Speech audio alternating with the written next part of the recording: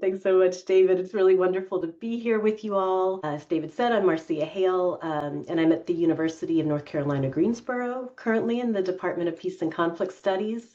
But I wanted to share just a bit about me. The most important thing is that I'm a mom to a 3-year-old. She just turned 3, although she's younger in this picture, and a partner, and a mom to this doggy also. But I came through the community college system, did a lot of study at UCLA before coming to the Department of Peace and Conflict Studies as a faculty person, and my work is really at the intersections of social and environmental conflict and peace building. So I would love to know a bit about you. If folks wouldn't mind sharing, where you're coming in from, and if there's anything else important that you'd like for us to know.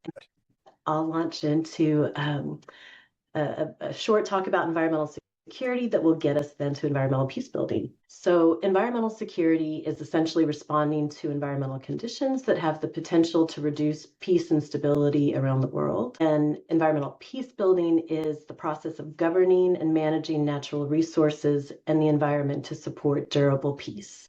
I teach a class called Conflict Transformation at the Food-Water Nexus. And one of the students in class this semester made the really astute observation that, when we're looking at conflict through the lens of food and water, it puts us down at the grassroots level. And a lot gets clarified there. As Sylvester noted, the concept of peace building can be really challenging. The demands of peace building through certain lenses can seem impossible given certain contexts. But when we dial in on food and water systems, what we're essentially looking to do is increase sustainable access to food and water. So we're decreasing structural violence, hopefully decreasing cultural and direct violence as well. But looking through the lens of the environment, at least for me, can drown out a lot of the noise, so to speak, and help me to really zero in on increasing access for folks in a way that will hopefully support basic human needs. Throughout this presentation, throughout this talk, I invite you to look through a couple of different lenses, which I'm sure everyone's familiar with, but I'll just unpack them briefly. So the environmental justice lens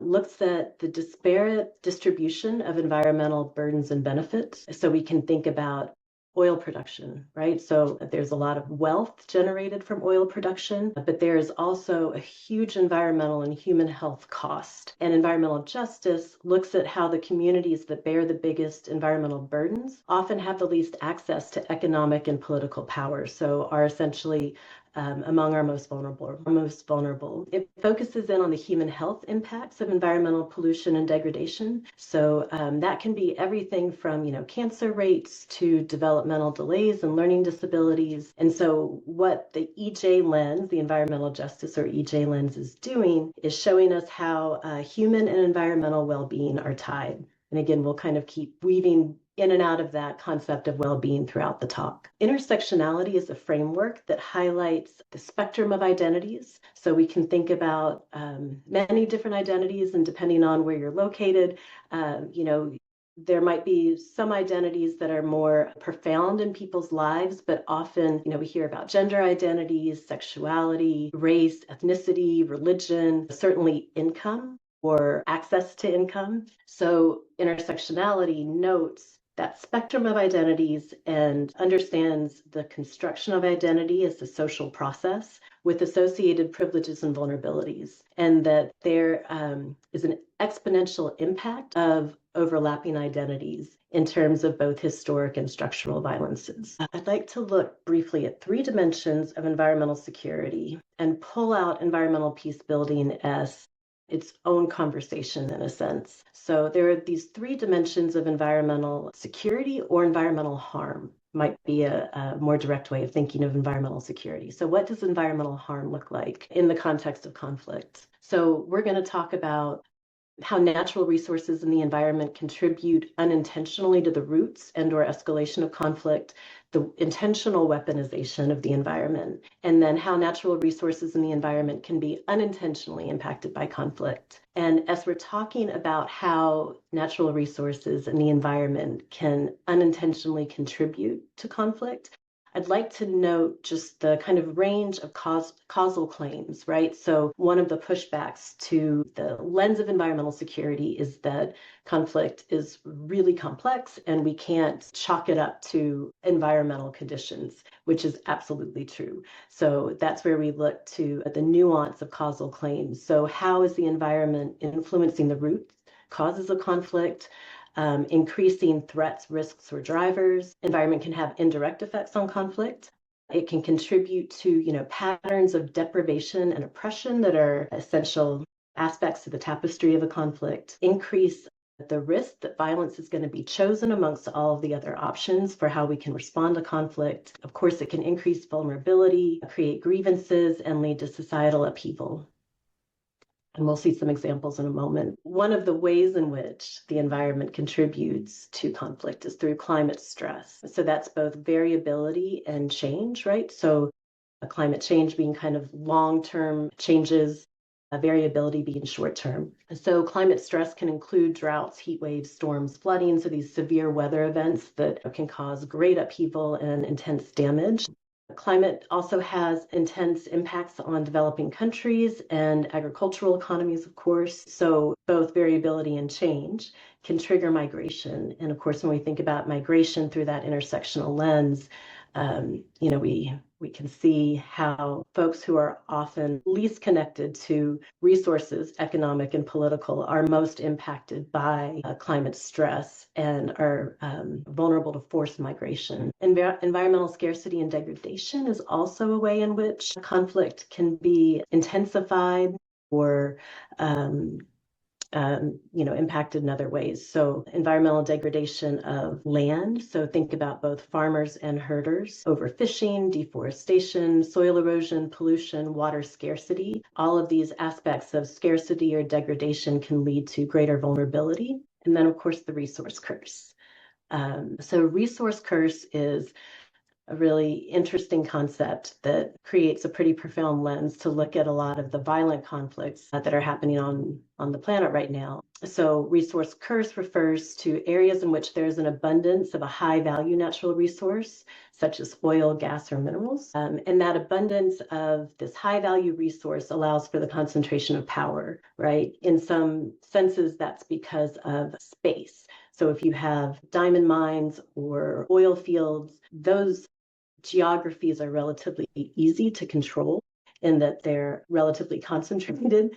So it allows for power to be concentrated, leading to corruption and weak governance, lack of transparency. And there's also great economic instability because there's just a lack of economic diversity. And then that plentiful high value resource is linked to violent conflict because it's used to finance armed groups. And it also facilitates the separation of interest between government and people, right? So the government doesn't need to rely on taxes, which kind of keeps the government somewhat in line, so to speak, if it has to go to the people to, receive tax revenue. But since government can go around the populace and be funded strictly or mostly by this, abundant high value natural resource, it breaks that. The second dimension of environmental security is the weaponization intentionally of the environment. So environment can be used as a weapon of war through the direct weaponization, often of food and water. And so we can think of that as destroying or preventing access to natural resources through blockades, looting, destruction of supplies, destruction of, fisheries, including, pollution and contamination, and then destroying infrastructure such as dams, transportation networks, and often wash infrastructure, right? So the water infrastructure that allows for sanitation services and processing of water to supply drinking water to a community. Those are often the infrastructures that are targeted. And just to note that, using food, water, and starvation as a weapon is a severe violation of international law. However, it is happening a lot right now around the planet. And we'll walk briefly through the situation in Sudan to see how it's playing out there. And please, at any point in time, interrupt me. You can just kind of pop on with voice at any time to ask a question or contribute, perspective throughout the talk. So in Sudan, which is, of course, a country in northern Africa, the largest humanitarian crisis since record keeping began is unfolding essentially in this renewed warfare that began in 2023. More than 30 million people are in need of humanitarian aid, and that's probably a very conservative estimate. More than 12 million people have been displaced. And of course, as I'm sure everyone in this room knows, estimating deaths in a conflict can be complicated, but up to 150,000 people by some estimates have been killed as a direct result of the conflict since April of 2023. Now, this war, like all wars, is very complex. It has deep historic roots, touching deeply back into the colonial system. However, we're going to pull out again and just use the environmental lens for a moment to look at what's happening. So climate change fuels an extended drought. However, there's a man-made hunger crisis, right? So, drought conditions have been harnessed by the warring parties to create a man-made hunger crisis using food as a weapon of war. And that's being done by targeting farmers and agricultural systems, so destroying food, the means of food production, looting and destruction of food supplies, and then sieges and blockades that trap people without food, water, or medicine. Water is also being used as a weapon of war. Infrastructure, again, that wash and infrastructure that supplies clean water and processes used water is seized, disabled, and destroyed. Water sources are contaminated and access is denied. And of course, all of this is forcing displacement. And it's important to note that, neighboring countries like Chad and Eritrea and others are, kind of drawing a line in the sand at this moment in time because Western countries have pulled out and backed out of, agreements around humanitarian aid and international development. So these countries that are receiving, the victims of forced migration are often themselves in places of both economic and political instability. And then, with the removal of Western financing, it creates, another situation of dire humanitarian crisis in neighboring countries. So at this exact moment in time, these countries are threatening to close borders if Western countries don't, provide the financing that they have agreed to provide. So to look again through that environmental lens, the resource curse is certainly at play in Sudan. Currently gold and historically oil, although most of the, oil fields are in what is now South Sudan. But if we look through kind of a global lens, we can see international players, specifically Russia and also Ukraine.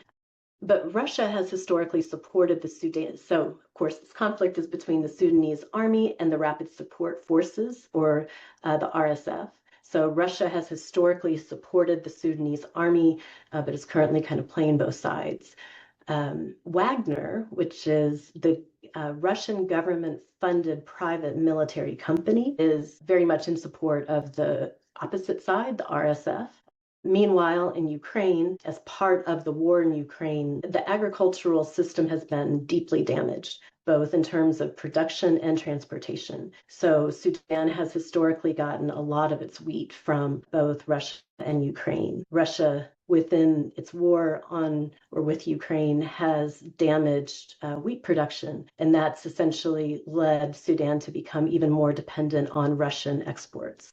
So just in this case of Sudan, we can see through that environmental lens how intrinsic the environment is to this conflict. And I'll pause there just in case anyone has any questions or wants to pop in with a perspective that you'd like to share. The final dimension of environmental security is natural resources in the environment unintentionally being impacted by conflict. So we just talked about the intentional impacts. However, there are deep impacts that are unintentional components of armed conflict. So those can include the destruction of habitats, deforestation, diminished biodiversity, of course, profound amounts of land and water pollution that come along with the use of heavy metals, weapons, and chemicals. And I'm sure most folks in the room, are aware of the global landmine crisis that is very much tied to food insecurity and environmental damage. So the sources of those environmental impacts can include active conflict, transportation network associated with active conflict, as well as preparation for conflict.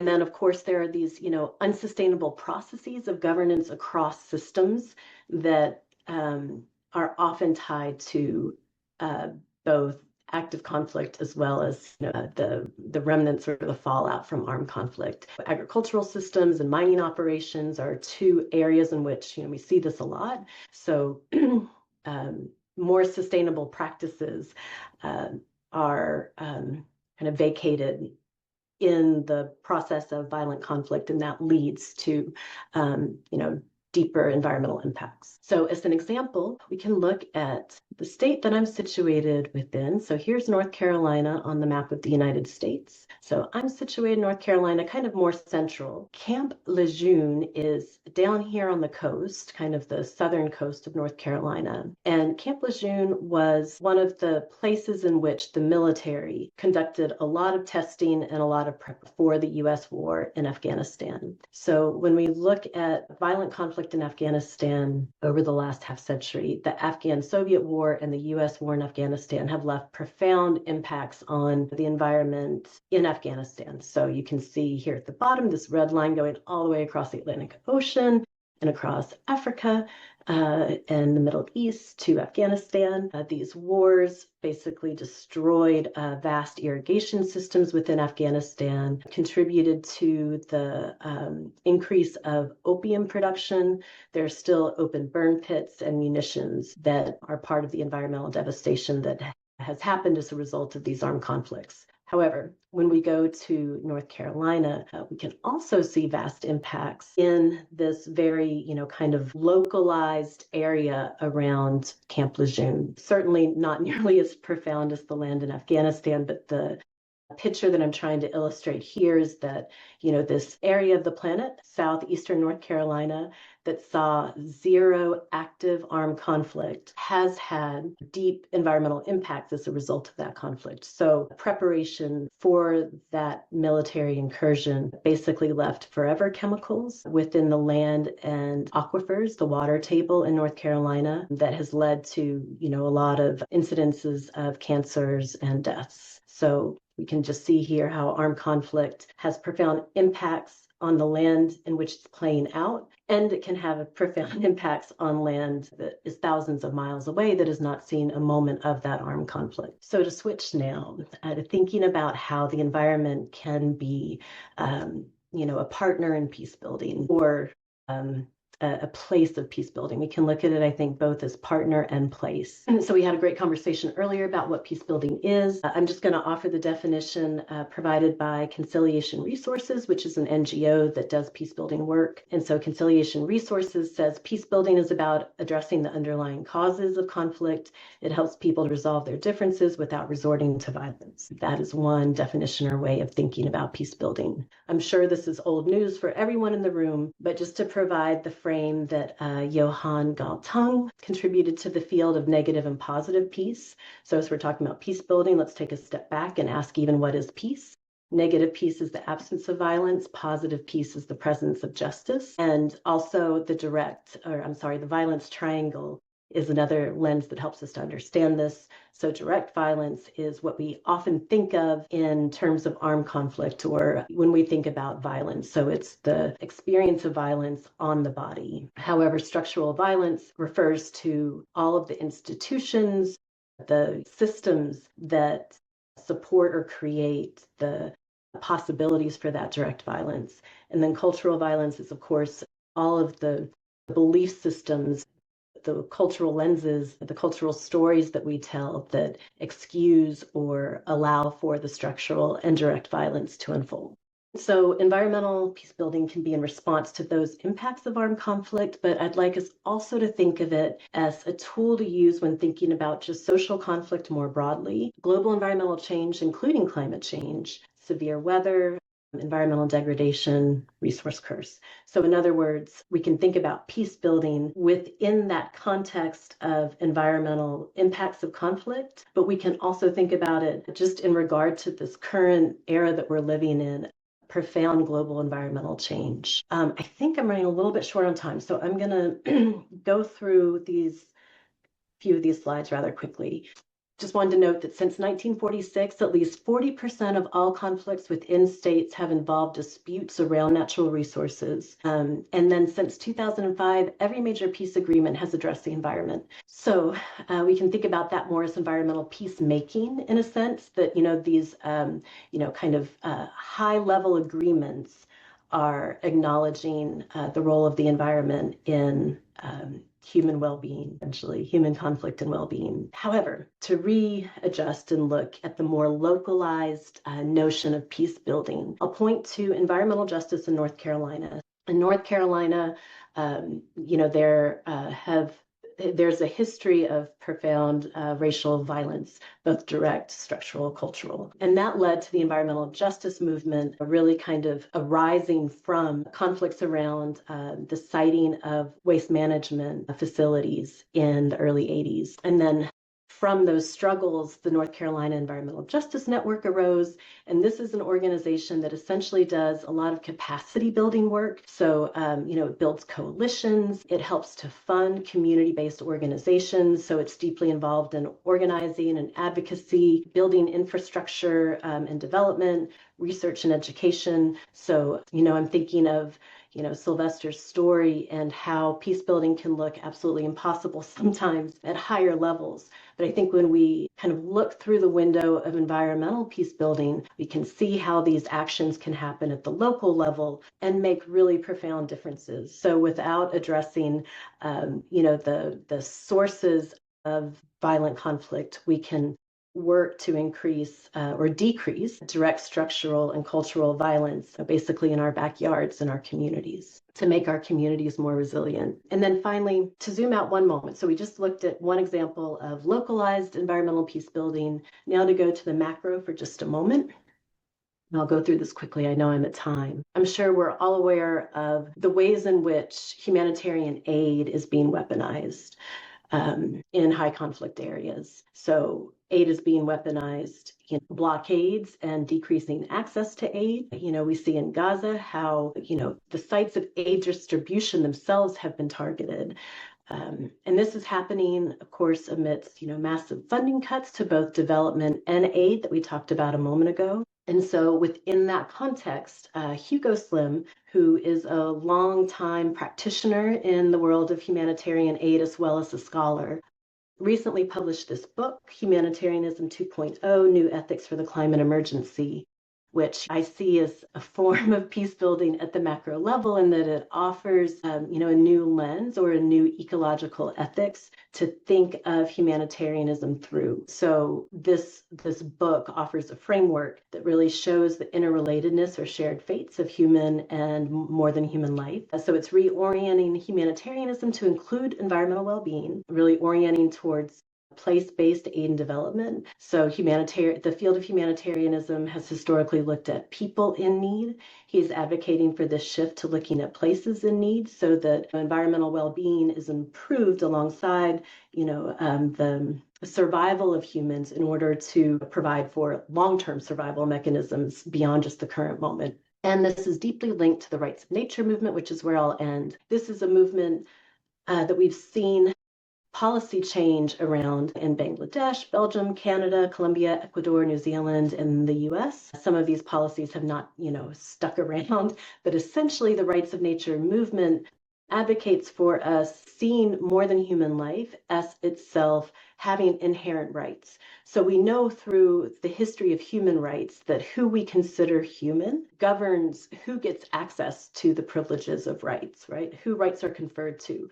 So in the same way, giving rights to nature allows for us to protect waterways, it allows us to protect forests outside of the consideration of human economic gain, which is how environmental resources are often supported by law, protected by law, is in connection to human development and economic gain. So I think the rights of nature movement is a source of equality.